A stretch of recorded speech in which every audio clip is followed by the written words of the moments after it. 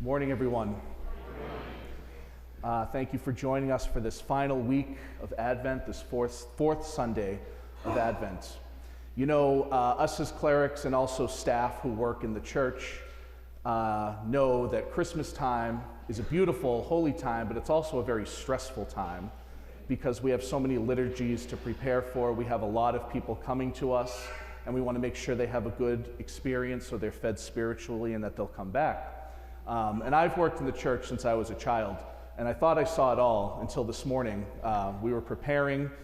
There's this thing called a boom lift outside that was in the parking lot, and we decided we had to move it because we needed all the parking we could get.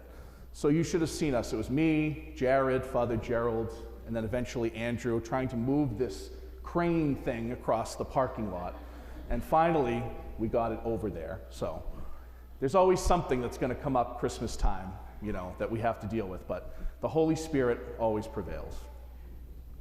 Today, we are in our final week of our message series, Jesus Messiah, and of course, the fourth Sunday of Advent.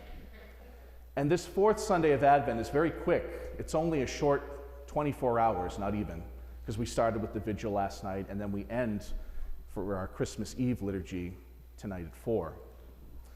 And as I was pondering the readings that we've heard today in the scriptures, I was thinking about two very, very important characters that we're hearing about. Our first reading this morning comes from the second book of Samuel, and we're hearing about King David. King David is such a huge and important figure in the Bible. In fact, he's mentioned over 1,200 times in the Bible. And he was chosen by God to be the king of Israel and to prepare the way for who was to come, Jesus Christ.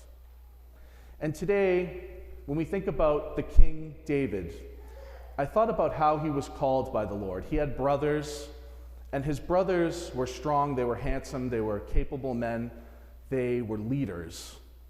And the prophets brought them forth to the Lord. And the Lord said, I don't want these as the king. There's another one. You have another sibling. Who is it? Well, that's David, but he's just a shepherd. He's out in the field shepherding. So the Lord said, that is who I am calling to be the king of Israel. And so the Lord called this humble, lowly man to be a prophet, to be a king, and to continue to be a shepherd. And then as we move to the gospel, we hear Mary being called, being visited by the angel, and she will bear the Son of God. Can you imagine being a young 16-year-old girl living in a small village, and this miracle is about to happen to you? This angel is telling you this amazing thing that's going to happen to you. But it also had to be very stressful for her. But what did she do? She said, yes, may it be done unto me according to your word. King David said yes to the Lord. And so that is a great reminder for all of us that all of us should continue to say yes to what the Lord is calling each and every one of us to do. When we talk about vocation, oftentimes vocation is what we're going to do with our lives when we're young. Are we going to get married? Are we going to be in religious life? Are we going to live a single life? But I believe that vocation affects each and every one of us every day of our lives, no matter how old we are, no matter where we are in our lives. For example, if you're working, maybe you're getting close to retirement, and you're thinking, now that I'm retired, what am I going to do? What is the Lord calling me to do? The Lord is calling each and every one of us every day to something different, to something great, to something joyful. And oftentimes, it gets hard when life is being thrown at us. We don't always hear what the Lord is calling us to do. Christmas is a beautiful, beautiful time. It's also a stressful time. It's a busy time. So before this fourth Sunday of Advent goes away and we enter into Christmas, like Mary, like King David, let us have peace within our hearts.